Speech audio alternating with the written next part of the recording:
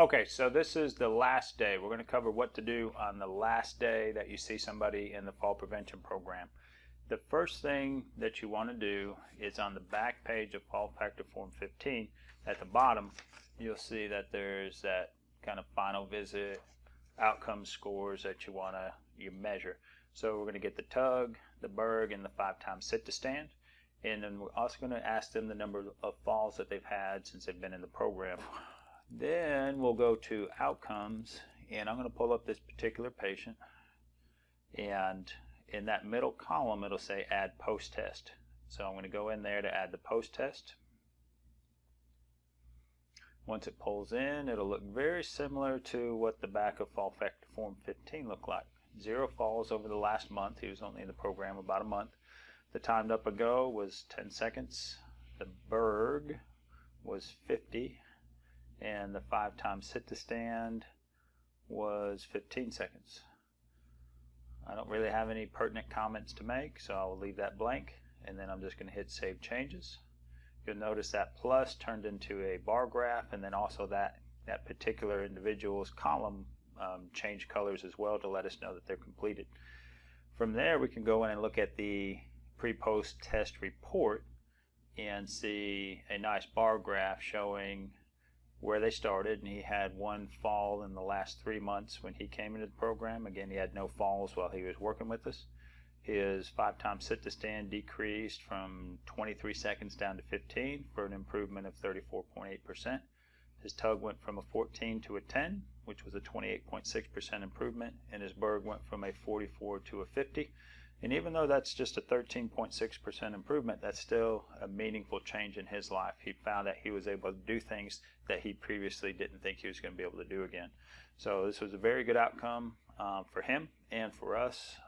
So now we got that information in, but that's not all you want to do on the last visit.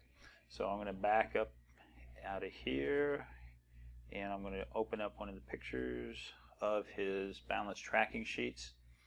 I suggest you spend a little time reviewing the exercises that they've been picking and choosing to do on a day in and day out basis. This is time to ask questions about, do they have any issues with technique and form, and knowing what to do after they complete the program. Now hopefully you've been working on this up to this point, so you've buttoned down issues related to doing things the wrong way, you've corrected technique. But this is really a final time to visit in and see, do they have a good grasp on what to do once they're finished with you. A couple of quality points that way is, one, have them pick a couple of example workouts that they're going to do in the next following days. So you make sure that their workouts are total in 10 minutes and they're not trying to do every exercise that you've checked in that recommended column. I'll back out of this and you can kind of see what I mean there. So the recommended column, and these are 2 forms. This was, of course, he was in the program about a month, so he filled out 2 of these.